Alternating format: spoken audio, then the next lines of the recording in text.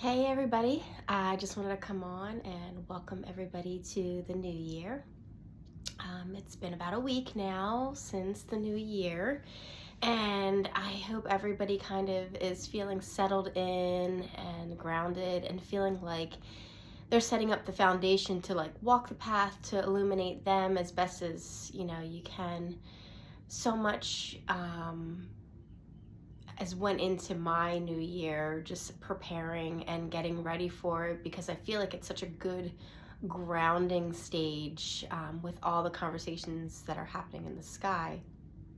So I've been doing a lot of grounding work and writing and kind of planning and setting goals to how I want to thrive for this new year and just be more in my own realm of, you know, how I'd like to see things through. Being in my passionate side and just setting up this new year to play in my role and be my, flavor that I like to be. So the sun is in Capricorn and Mercury, and that's like the mind and the expression. And basically, your thoughts are aligned with how you want to express passionately is kind of what that's sharing. And being in Capricorn is very grounding and, leadership, goal oriented, and laying that foundation of what matters to you right now. And not to mention that the moon is also in Virgo. So that is all about making a healthy plan for yourself right now and really setting up the intention for this year. So this week, if I could have you you know just be so excited about planning ahead for the future to come, planning for whatever it is that you feel you'd like to share.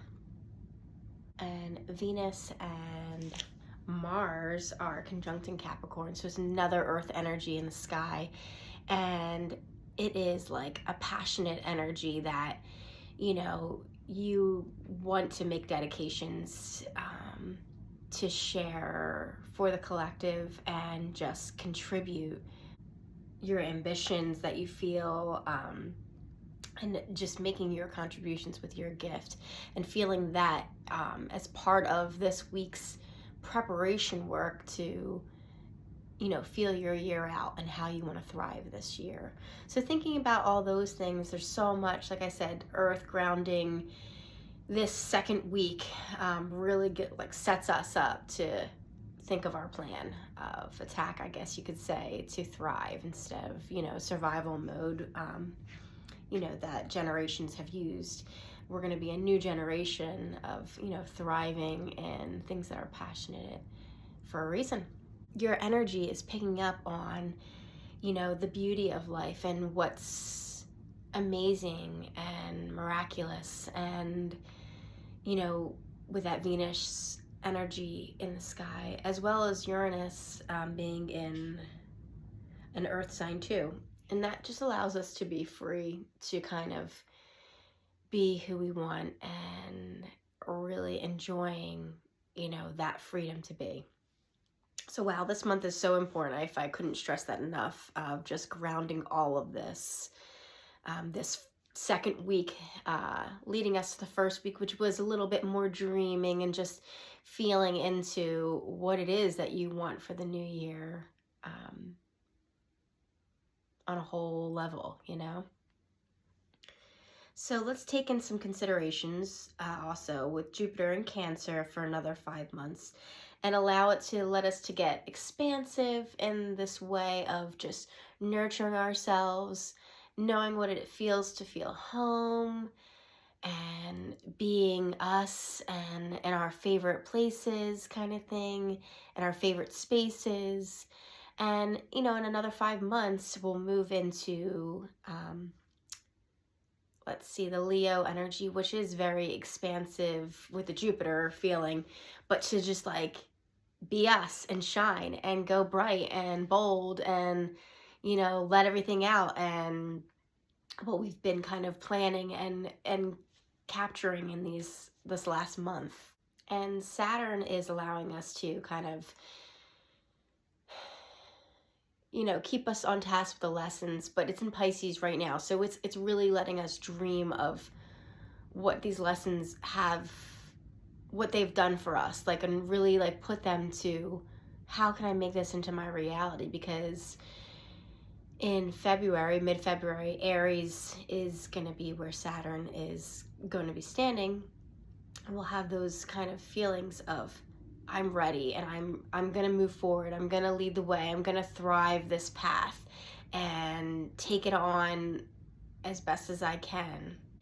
It gives us this opportunity to know what's useful, what's practical, what is meaningful to me, and what matters in moving forward, right? So, and it makes us feel like we know the way we're going to lead ourselves. So it's a really amazing energy. Not to say it's not going to have lessons that come up for us and things to handle, but it'll definitely show, a way to really stand tall, I guess I could say, and just be ready to be you in this new year. So a takeaway for this new year, is just to be you and walk the path that feels right to you. And, the future is something that we can thrive and really lay down that can make sense for us to go forward with, feeling stable and aligned with our trueness and just pure honesty of which path is right for us. And our contributions in our paths are amazing to the whole, right? And so thinking about all of our contributions to go further into, the future of generations to come is kind of where I'm headed in my path. And, something to think about is, what is your path that you feel most alive in and that you can really thrive in?